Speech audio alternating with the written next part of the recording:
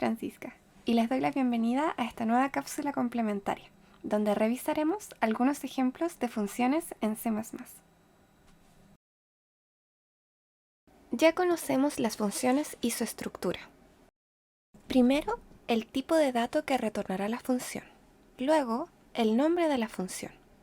Entre paréntesis redondos van los parámetros con su tipo de dato y nombre. Finalmente, entre paréntesis de llave, va el código de la función. Por ejemplo, podríamos tener esto. Una función llamada suma que recibe un entero a y un entero b, y retorna otro entero con el valor de a más b. Ahora revisaremos qué ocurre con las variables declaradas en funciones. Las variables declaradas dentro de una función existen exclusivamente dentro de esa función y dejan de existir cuando la función termina. Veamos un ejemplo de código que suma dos números. En este código, el main llama a una función llamada suma que se encarga de sumar los números. En este ejemplo, las variables a y b son declaradas en la función suma, así que no existen fuera de esa función. Si quisiéramos llamarlas desde el main, nos daría error, ya que no las encontraría. A y b reciben los valores que las variables x e y contienen, pero son variables distintas y no afectan a x e y en ninguna forma. Por eso, si cambiamos el valor de a o b en la función suma, no le ocurrirá nada al valor de x o y. Veamos paso a paso qué ocurre con las variables a medida que se ejecuta el código. Partimos declarando las variables x e y y les asignamos los valores 2 y 3.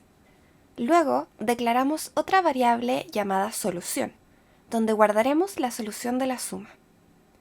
Ahora llamamos a la función suma con los parámetros x e y. Aquí, la función suma recibe los valores 2 y 3 y se los asigna a las variables a y b. Se suman los valores de a y b y se retorna ese valor. Con esto, la función termina. Volviendo al main, el valor retornado por la función suma se guarda en la variable solución. Finalmente, el valor de solución se imprime por pantalla y el código termina. Revisemos ahora un ejemplo un poco más largo. Este código recibe 3 números y devuelve el mayor valor de las posibles sumas entre dos de los 3 números. O sea, suma x más y más z y x más z, y revisa cuál es la suma más grande. Este código tiene una función llamada mayor suma, que retornará la solución a nuestro problema, y una función llamada suma, que es igual a la del ejemplo anterior. Veamos paso a paso qué ocurre con las variables a medida que se ejecuta el código. Primero declaramos 3 variables llamadas x, y y z, y una variable llamada respuesta, donde guardaremos la solución de nuestro problema. Después, el código recibe 3 números y los guarda en las variables x, y z.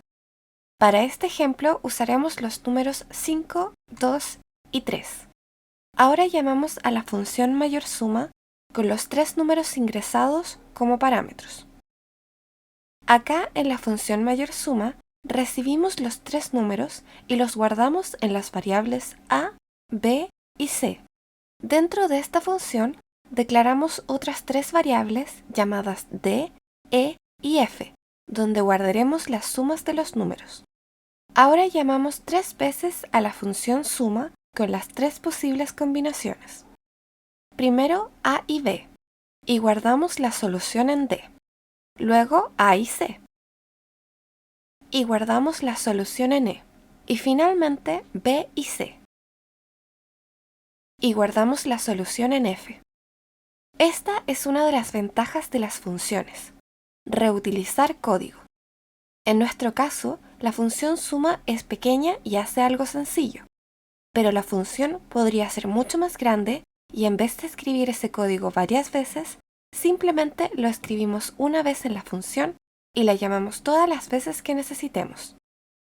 Finalmente, revisamos cuál de los valores es el mayor mediante los if, y retornamos ese valor. En este caso, el mayor valor está en la variable e. Volviendo al main, guardamos el valor retornado en la variable respuesta. El valor de respuesta se imprime por pantalla y el código termina.